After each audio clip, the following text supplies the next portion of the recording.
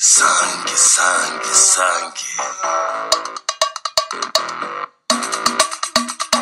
Sangue, sangue, sangue. Je suis arrivé ici il y a 17 ans, 16 ans. Enfin, j'attaque la 17e année. Là. Et j'ai eu la chance de rencontrer un monsieur super qui habite en face. Là. Moi, j'étais à la rue, quoi. Et je voulais apprendre à souder, et puis je savais ce que je voulais, quoi. Je savais que je voulais faire de la ferraille, que je voulais la couper, souder, des panneaux, etc., de la récupération. Je savais exactement ce que je voulais, mais il fallait que j'apprenne. Et puis j'ai eu la chance de rencontrer un monsieur qui avait un atelier à Souillac, un atelier de ferronnerie, qui s'appelle René Perrode. Et puis il m'a appris le métier pendant quelques mois. Puis après il m'a dit oh, mais je pars à la retraite, donc tu te démerderas sans moi. J'ai pas de problème. Et puis avant qu'il parte, je lui ai dit si vous connaissez un petit local où je puisse m'éclater pas trop cher. Il me dit bah devant chez moi là-haut à Gignac, j'ai un vieil hangar. Il me dit je te le prête. Voilà. Et j'y suis depuis. Et puis comme j'avais même pas de quoi bouffer, tous les midis je mangeais avec eux.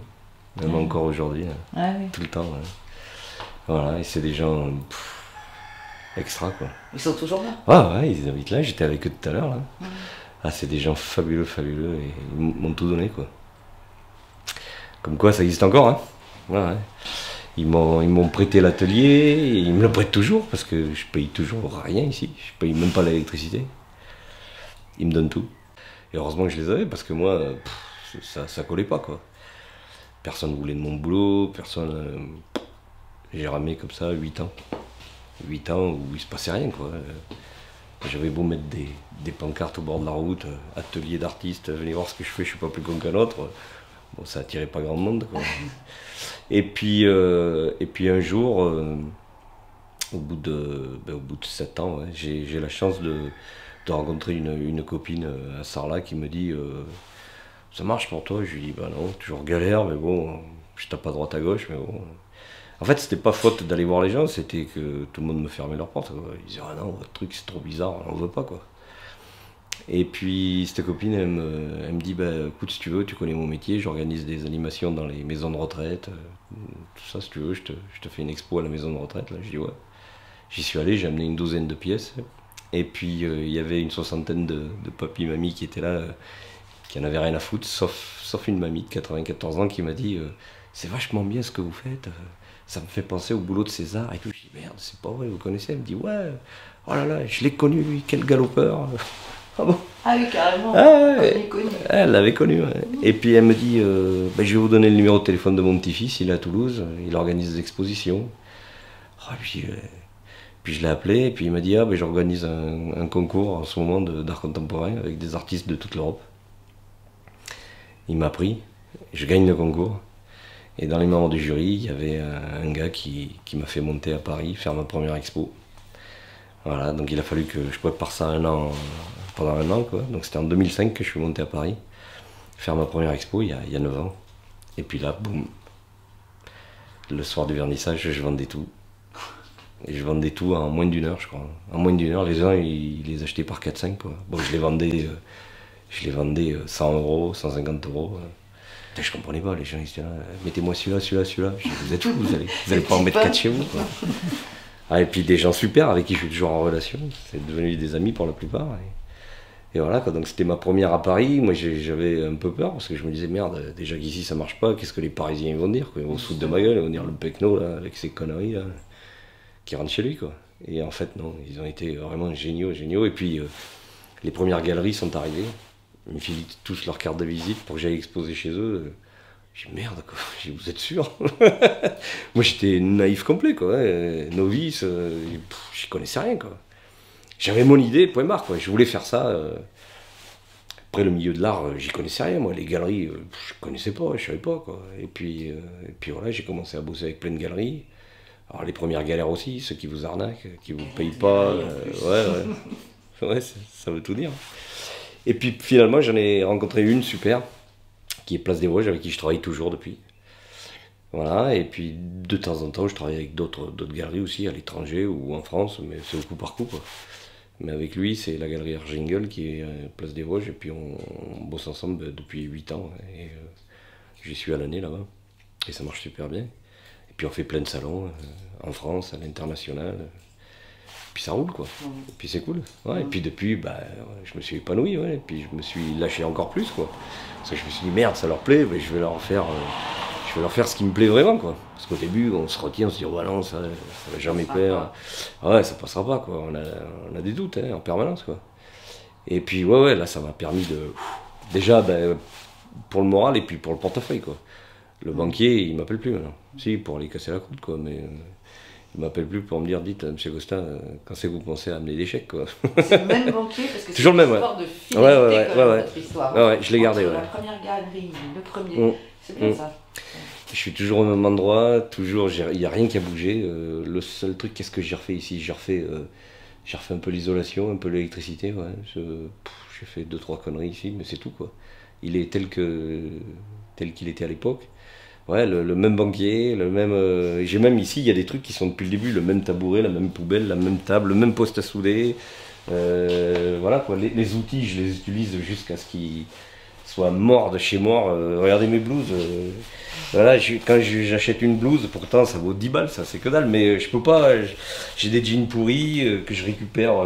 Je pourrais m'en payer plein quoi, mais non, je veux pas. En 17 ans, je crois que c'est la 2e ou 3e paire de pompes de sécurité que j'achète. J'ai pas de. Non, j'ai pas de. J'ai la même enclume, la même pelle, la même poubelle.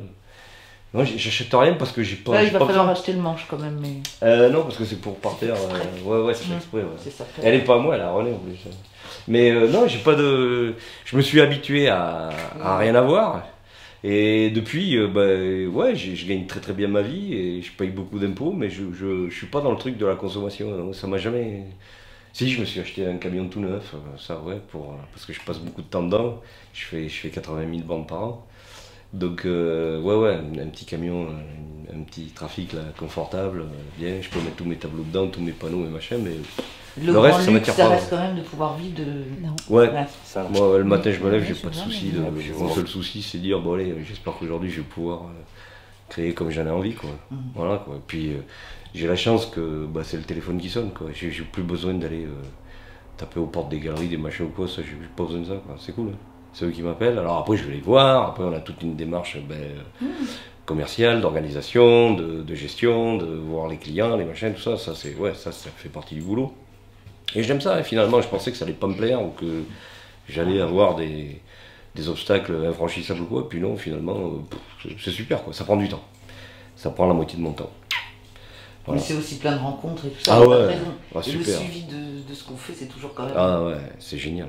C'est génial. Faut pas que ça ouais. m'échappe. Ah non, ouais, c'est pour ça que je préfère passer la moitié de mon temps à ça que de déléguer à des gens que je connais pas ou qu'on dise n'importe quoi, qu'on fasse n'importe quoi avec mon boulot. Non, ça, je suis vachement là-dessus. Ouais. Je fais hyper gaffe. Ouais. Et plus personne ne vous fait. Ah, César, Armand. Si, ouais, évidemment. Moi, c'est mes références. C'est Costa, ouais, parce que c'est la matière qui est différente. Mais sinon, la découpe, l'assemblage, les accumulations, les machins et tout ça, ouais, c'était César, c'était Armand, ouais, évidemment, quoi. Mais pour inventer quelque chose de nos jours, c'est compliqué. Tout a été fait. Non, ce qui est vachement bien, justement, peut-être, c'est que justement, alors qu'on disait, bon, allez, ça, c'est les nouveaux réalistes, allez, on classe. Et que finalement, il y ait des enfants de. Moi, je trouve ça pas mal qu'il y ait des héritiers de. Parce qu'on se disait, après ça, c'est l'annulation de ci, c'est voilà, anéantissement le plus total, du sang, machin. Et hop, en fait, ils ont quand même des héritiers. Tant mieux, ça me fait plaisir ce que vous dites. Parce que c'est plutôt ça. Ouais, c'est vrai, je suis un enfant de tous ces grands artistes-là et ça me touche beaucoup. Et si un jour, d'ici 10, 20, 30 ans, 50 ans, j'en sais rien, je peux passer à mon tour le relais, ça serait génial, quoi. C'est pour ça que de temps en temps, je vais dans les écoles où je reçois des mômes ici aussi, et ça va des maternelles jusqu'au bac pro, machin, tout ça, et avec grand plaisir, je les reçois, où j'y vais, je me déplace. Parce qu'à mon tour, j'ai envie de montrer un peu que tout est possible. Hein. Moi, j'étais pas issu d'un milieu d'artistes, et j'en avais envie, quoi. Et l'école de l'Alba, on se souvient de cette rencontre, ça avait quand même... Les mômes, ils étaient... Ouais, ils étaient contents. Ouais. Ils avaient les yeux qui brillaient. Ouais, ils étaient super contents. Ouais. Et moi, je me suis bémarré. Le seul truc qui m'emmerde le plus, c'est ce que je retrouve de plus en plus dans les écoles, que ce soit des petits ou peut-être pas les tout petits, mais tous les mômes, ils voient que par l'argent, quoi. les premières questions qu'ils me posent, c'est combien vous vendez ça? Est-ce que vous avez une Ferrari? Est-ce que vous avez 3000 gonzesses autour de vous? Est-ce que vous gagnez plein de pognon? C'est pas les tout petits, mais je veux dire, dès qu'on arrive... de plus en plus tôt. Ouais, c'est... Limite CP. Ouais, ça fait bizarre, hein. Et il ramène tout à l'argent. Waouh, ça fait bizarre, quoi. Ça parle que de pognon, quoi. Et à la première question, c'est même pas alors comment vous faites, c'est combien vous gagnez, quoi. Ça m'emmerde, quoi. Et j'ai pas une question à me poser. Ouais, si, bah vas-y. Alors, et puis il est là. Et ça coûte combien? Allez, vas-y, c'est reparti. Voilà, et c'est dommage, ouais. Ça me fait de la peine, quoi. Mais bon, j'essaye de leur dire que il faut pas croire qu'à mon premier jour, j'ai gagné des milliers et des cents, quoi. Moi, pendant 8 ans, je vous dis, j'aurais pas eu Jacqueline et René, là, mes voisins, là, les proprios d'ici, j'aurais vite arrêté, quoi. J'aurais refait un métier comme celui que je faisais avant. J'étais en hôtellerie avant, et puis voilà, quoi. Mais ouais, il faut avoir la chance de rencontrer les bonnes personnes, quoi. J'ai eu cette chance-là. Et tenir bon, ouais. Quand même. Ouais, faut tenir bon. Ouais. Et même encore, hein, aujourd'hui, c'est pas parce que ça marche que... Moi, le matin, je mets le réveil. Hein. Je mets le réveil le matin, quand il sonne, je suis comme tout le monde, hein, j'ai pas envie d'y aller. Hein. J'arrive dans la salle de bain, je me regarde dans le miroir, oh là, la gueule de con, allez, vas-y, puis je me fous une claque, et puis va bosser, quoi. Tous les matins, c'est le même rituel. Hein. Je prends un café, j'y vais, quoi. J'y vais, j'arrive ici, l'hiver il fait moins, machin, je bosse dans le froid, l'été il fait plus, je bosse dans la chaleur. Quand il faut aller récupérer les ferrailles et tout, que je rentre dans les bennes, il y a des rats comme ça des fois, et tout, il fait hyper chaud, choper la ferraille, et quand elle est hyper bouillante, vous cramez les doigts. L'hiver, quand il fait moins, machin, ça vous colle aux doigts. Il n'y a pas des gens qui vous déposent des trucs du coup? Si, ça arrive. Tiens, Costa, ça va l'intéresser, ça. Ouais, ça arrive. Il y a des mecs des DDE que je connais qui sont super sympas, des fois, ils me posent des trucs devant n'importe quoi, mais bon, c'est très peu. Le reste, il faut que j'aille le chercher, quoi. Donc je fais les DDE, je fais une douzaine de départements. Je vais de Biarritz à Poitiers, de Bordeaux à Lyon. Je fais toute l'Auvergne, je fais tout le Cantal, l'Ariège, l'Ardèche, tout ça, tous ces secteurs-là. Je fais Avignon. Là, j'étais à Angoulême l'autre jour. Je fais tout un circuit. Voilà, donc ça prend beaucoup de temps, beaucoup de kilomètres. Puis c'est marrant, puis je rencontre tous les gars. Bon, ils me connaissent maintenant, quoi. Ouais, salut, alors il y a ceux qui sont sympas. Et alors comment on s'y prend finalement? Ça s'achète, ça se donne ça... Non, ils me les filent, ouais. Ils me les filent, ouais. C'est tout du rebut, quoi. C'est tout des trucs qui étaient à la benne, qui se portent à la poubelle. Hein. Alors il y a les DDE, il y a les ateliers municipaux, donc dans les mairies. Et je vais dans les services des voiries, je récupère les plaques de rue, les numéros, les machins, tout ce qu'ils jettent, quoi. Et je fais aussi la RATP à Paris. Eux, ils sont super cool en plus. Donc les plaques du métro de Paris qui sont en émail avec toutes les stations, les machins. Je fais 2 grosses émailleries en France qui jettent des revues. Alors il y en a qui me les filent, il y en a par contre qui me les vendent. Alors c'est au poids, mais ça vaut pas grand chose. Donc toutes les plaques qui ont des défauts, qui ont eu des problèmes de cuisson, ou qui ont pris des pètes ou quoi, ils les jettent et puis ils me les filent. Et puis ils sont sympas. Non, en principe, ils sont tous sympas. Il n'y a pas trop de... Mais avant, vous n'étiez pas pour autant collectionneur de plaques? Ah non, rien à foutre, c'était pas mon truc. Des fois, alors je récupère des plaques publicitaires aussi. Ça, on m'enfile plein. J'ai des gens qui me disent, tu vois, cette vieille plaque, je te la donne, elle est toute rouillée ou quoi. Alors moi, plus il y a de la rouille, plus ça me plaît. Puis il y a des collectionneurs de plaques qui me disent, quand même, tu vas pas découper ça. Je m'en fous, c'est mon gagne-pain, quoi, j'en ai rien à foutre. Je te la rachète. Je la rachète avant même que ça devienne une œuvre. Ah oui, je me souviens quand on vous avait vu à Montbazillac. Il était aussi question de... Vous partiez en Chine, vous alliez partir en Chine. À Pékin, ouais. Je suis allé 2 fois, ouais. J'expose là-bas, ouais. Que là, je vois, c'est quoi? Ah ouais, alors cette plaque, elle vient de Birmanie. Ouais, j'ai récupéré des panneaux. Alors, c'est plus difficile pour moi de les récupérer, mais c'est beaucoup de gens qui me les ramènent. Des panneaux des États-Unis, de la Chine, du Japon. J'étais au Japon là, au mois d'octobre.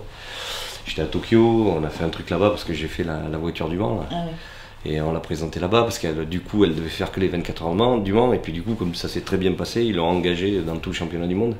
Elle a fait tout le championnat du monde. Elle a fait le Brésil, les États-Unis, le Japon, la Chine. Elle a fait Bahreïn, elle a fait la Belgique, l'Angleterre. Elle a fait tout le championnat. C'est génial, quoi. Donc ouais, super, quoi. Là, j'étais super content. Et les Japonais, ils sont... Excusez-moi, je me demande si c'est pas pour moi le transporteur. Ah, il y a quelqu'un qui vous amène un truc. Je me demande si c'est pas pour moi. Il est reparti.